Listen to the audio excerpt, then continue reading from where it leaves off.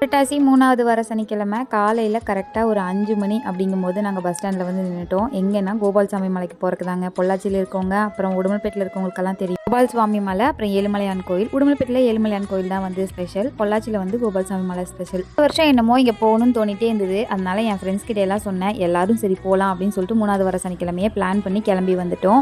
Pollachi to Angalakurichi பஸ்ஸில் வந்தாச்சு. அப்புறம் அங்கேருந்து ஆட்டோ வந்து 30 ரூபா சார்ஜ் பண்ணுறாங்க. நம்ம மலை அடிவாரத்திலே இறக்கி விட்டுறாங்க. அங்கேருந்து நடக்க ஸ்டார்ட் பண்ணிட்டோம். ஃபுல்லாக வந்து பார்த்தீங்கன்னா ஸ்டெப்ஸே கிடையாது. இந்த மாதிரி பாறைகள் மட்டும்தான். கொஞ்சம் கஷ்டமாக தான் இருந்தது. ஆனாலும் வந்து ஒரு 2.5 to 3 கிலோமீட்டர் தான் வந்திருக்கும்னு நினைக்கிறேன். வேகமாகவே ஏறி வந்துட்டோம். அதுவும் நேரமாக வந்தோம் அப்படிங்கிறதால கூட்டம் கொஞ்சம் கம்மி தான்.